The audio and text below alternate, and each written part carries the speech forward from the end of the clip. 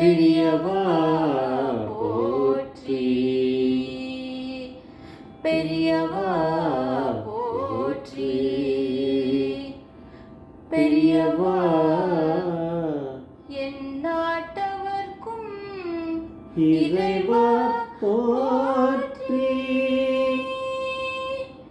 இறைவா போற்றி, இறைவா சர்வஜ்ஞா சர்வவ்யாபி மகா பெரியவா சரணம், மகா பெரியவா சரணம், சர்வஜ்ஞா சர்வவ்யாபி மகா பெரியவா சரணம், மாய பிறப்பருக்கும் மகா பெரியவா போற்றி, மகா பெரியவா போற்றி. அபார கருணா சிந்தும் ஞானதம் சாஸ்திரோப்பணம் ஸ்ரீ சந்திரசேகர் குரும் பிரணமாமதானம் கலியுகம் காட்சி இந்த யூடியூப் சேனல் பிரத்யேகமாக மகாபிரியோட பக்தர்களுக்கு ஏற்பட்டு கொண்டிருக்கும் அனுபவங்களை ஒவ்வொரு நாளும் ஒரு அனுபவம். அதுக்கு ஒரு தலைப்பு. இன்னைக்கு அனுபவத்தோட தலைப்பு கதவு திறந்ததும் ஞாபகப்படுத்துங்கோ மறந்திருப்பா. கதவு திறந்ததும் ஞாபகப்படுத்துங்கோ மறந்திருப்பா.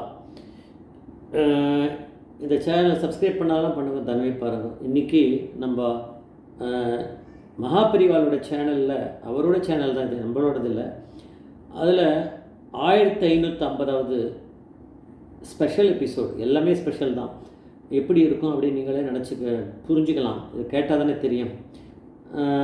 ஸ்ரீ சுந்தரராமமூர்த்தி அப்படிங்கிற ஒரு இன்டர்வியூ. அவர் டாட்டாவில் ரொம்ப நாள் பிஆர்ஓ, அப்புறம் எடிட்டோரியல் போர்டில் அட்வைஸராக இருந்திருக்கார். அதெல்லாம் நிறைய இதில் இருந்திருக்கார். அப்புறம் இருந்துட்டு அவர் ரிசைன் பண்ணியிருக்கார். 25 வருஷத்துக்கு மேலே ஒர்க் பண்ணியிருக்கார். அதில் அப்பா அவருடைய அப்பா டாக்டர் சிவராமமூர்த்தி அப்படிங்கிற ஒரு ஃபேமஸ் ஆர்கியாலஜிஸ்ட், எண்டோலஜிஸ்ட். அப்புறம் அவரையும் ஆர்டிஸ்ட், அவரும் வரையும் வரைவார். இந்த சுந்தரராமமூர்த்தி என்ன பண்ணியிருக்கார், மகாபரிவாளை 13 வயசுலேருந்து 100 வயசுக்கும் வரைக்கும் ஒவ்வொரு படமாக தனித்தனியாக கையில் வரைஞ்சிருக்கார். நல்ல ட்ராயிங் கலர் ட்ராயிங் போர்ட்லேயே வரைஞ்சிருக்கார் நிறைய. இந்த வேரியஸ் போசஸ் ஒரு 100க்கு மேலே நிறைய எவ்வளோன்னு தெரியல, ஆனால் 100 வயசுனா 100க்கு மேலே பெயிண்டிங்ஸ் பண்ணிட்டார். இதெல்லாம் ரொம்ப வச்சுட்டே இருந்திருக்கார். அங்கே டாட்டாவில் இருக்கும்போதே இதை பண்ணியிருக்கார். அவள் ஃப்ரெண்ட்ஸ்லாம் சொல்லுவானா, இதை கொண்டு போய் பெரியவா கிட்ட இதை எக்ஸிபிஷனில் வைங்களா அப்படின்னா, இவருக்கு அது வசதியெல்லாம் அங்கேருந்து வரவும் முடியாது, லீவ் போட்டுட்டு. அப்படி இருக்குது. இதை எடுத்துகிட்டு ஒய்ஃபு குழந்தைகளோட கிளம்பி ஒரு வாட்டி காஞ்சிபுரத்துக்கு வந்திருக்கார்.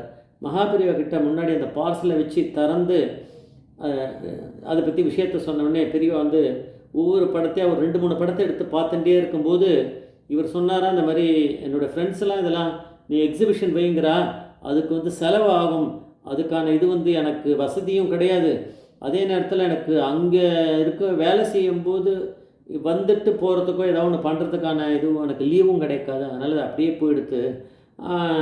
பெரியவா தான் பார்த்து ஏதாவது அனுகிரகம் பண்ணணும் அப்படின்னு சொல்லிகிட்டே இருக்கும்போது பாலுமாமா ஏதோ சொன்னாராம். அது என்ன சொன்னாலும் இவர் காதில் விழல, ஏதோ சொன்னாராம், பெரியவா காதில் விழற மாதிரி. பெரியவா சடக்குன்னு இருந்து உள்ளே போயிட்டாராம். எதுக்குன்னு தெரியாது. உள்ளே போனார். ஒரு ரூம் இருக்குது, அந்த ரூம் உள்ளே போயிட்டார். கதவு தாப்பால் போட்டாச்சு. இது இப்படி இருந்துகிட்டே இருக்குது. அந்த கொஞ்சம் தள்ளி தூரத்தில் ஒரு மாமி விடோ ஒரு மாமி உட்காந்துருக்கா. அதுக்கான அந்த ட்ரெஸ் இந்த விடோ அந்த மாதிரியான இதை போட்டுன்னு தான் இருக்கா. புடவை கட்டின்ட்டு தலையை வழிச்சுண்டு அந்த மாதிரி இருக்கா. காவி புடவை மாதிரி கட்டின்ட்டு அவள் அங்கேருந்து இந்த சுந்தரராமமூர்த்தியை பார்த்து உறக்க பேசியிருக்கா. ரொம்ப வயசான வாங்குறார். சுந்தரராமமூர்த்தியை பார்த்து உறக்க பேசினாலாம் பெரியவா மறந்து போயிடுவா, இத்தனை நேரம் மறந்துருப்பா, அவர் திருப்பி இங்கே வரும்போது இதை மறந்தே போயிருப்பார். கதவு திறந்தான்னா வரான்னு அர்த்தம். கதவு திறந்ததும் இதை ஞாபகப்படுத்துங்க, இல்லைன்னா நீங்கள் வந்த காரியம் நடக்காது அப்படின்னு அங்கேருந்து அவளுடைய சஜஷன் கொடுத்தாலாம். பேசி ஒரே ஒரு நிமிஷம் தான் போயிருக்கோம். கதவு திறந்தது. பெரியவா அங்கேருந்து வந்து அங்கே உட்காந்துட்டார். உட்காந்துட்டு பெரியவா என்ன பண்ண அப்படி பார்த்துட்டு அந்த பெரிய ஒரு கூட்டம் உட்காந்துருக்கு, பக்தர்கள் கூட்டம். அதில் கடைசியாக யாரோ ஒரு பொம்பளையை பார்த்து காமிச்சு இங்கே வா அப்படின்னு கூப்பிட்டார். இங்கே பக்கத்தில் இருக்க அணுக்கு தொண்டர் அனுப்பிச்சு அவளை கூட்டின்னு வானா. அவர் புரிஞ்சுட்டார் யாருன்னு. போய் கூட்டின்னு வந்தவுடனே அவள் வந்தவுடனே அவள் நமஸ்காரம் பண்ணா. அவளும் ஒரு விடோ மாமி மாதிரி இருக்குது, விடோ ஆனவா தான் அவள், பின்னாடி எங்கேயோ இருக்கா. அவள் ஒரு சிஷ்யர் போய் கூட்டின்னு வந்த பிறகு அவர் சொன்னார், அவர் யாரோ பேரை சொன்னாரா, மறந்து போயிட்டார் சுந்தராமூர்த்தி. நம்மளுக்கே சாப்பிட்றதே மறந்துடுது, அவருக்கு எப்படி அவ்வளோ வயசில் ஞாபகம் இருக்கும். நீ வெத்தலைச்சுழி, அது ஊர் பேர், அது வெத்தலைச்சுழி ஏதோ ஒரு ஊர் பேர் சொல்லி, இந்த ஐயர் யாரோ ஒரு ஐயர் பேர், ஐயரோட பொண்ணு தானே நீ அப்படின்னு கேட்டாராம். அவள் ஆமாம் அப்படின்னு தலையாட்டின்றாளாம். உன்னோட கிராமத்தில் சிங்கேரியை சேர்ந்தவா, மடத்தை சேர்ந்தவாலும் இருப்பாள். நம்ம மடத்தை சேர்ந்தவா ஒரே ஒருத்தர் தான் உண்டு, அது உங்கள் அப்பா தான். உங்கள் அப்பா உங்கள் தோப்பனார் தான், உங்கள் குடும்பம் தான். மற்ற பேர் எல்லாம் சிங்கேரி பக்தா, காஞ்சிபட பக்தர்னால் அவர் ஒருத்தர் தான் உண்டு. உன்னை 5 வயசு இருக்கும்போது உன்னை உங்கள் அப்பா அழைச்சின்னு வந்திருக்கார். அப்புறம் இப்போ தான் நீ வர அப்படின்றார். இப்போது அந்த பெண்மணிக்கு ஒரு 55 வயசாக இருக்கும் அப்படின்னு சொல்கிறார் சுந்தராமூர்த்தி. ஒரு 50 வயசு ஓடி போயிடுத்து, 50 வருஷம் ஓடி எடுத்து, 55 வயசு.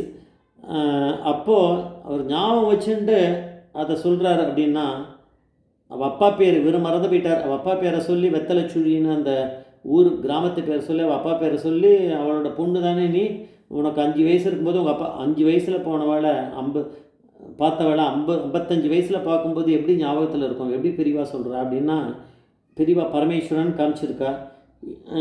இதை காமிச்சுட்டே இருந்துட்டு அதை நடந்துகிட்டே இருக்கும்போது அந்த யார் ஒரு 50 வயசு வயதுக்கு தக்க ஒரு விடோ ஒரு பொம்பளை சுந்தராமூர்த்தி சொன்னார், இவர் கதவை திறந்தவொடனே ஞாபகப்படுத்துங்க, மறந்து போயிடுவார்னு.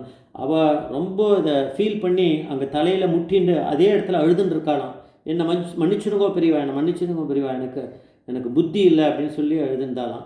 அதுக்கப்புறம் அதை விட இன்னொரு அதிசயம் என்னென்னா, பெரியவா இப்போ கூப்பிட்டாட அந்த பெண்மணிக்கிட்ட சொன்னாலாம், வெத்தலைச்சுழி நீ உன் பையனுக்காக ஏதோ கேட்க வந்திருக்க, அது தெரியும் எனக்கு, இந்தா அப்படின்னு ஒரு பழத்தை கொடுத்துட்டு அவனுக்கு எல்லாமே சரியாயிடும், போயிட்டு வானாலாம். அப்போ எப்பேற்பட்ட ஒரு அனுகிரகமாக இருக்குது பெரியவா அப்படிங்கிற பரமேஸ்வரன்றதை நம்ம எப்பயும் நினச்சிட்டு இருக்கணும். எப்பேற்பட்ட இன்றைக்கி இந்த எபிசோடில் இப்படி வந்திருக்குன்னு நீங்கள் பார்த்தோம். ஜெய் ஜெய்சங்கர் மகாபிரிய பாதவேச்சர் மகாபிரிய பாதவேச்சர்.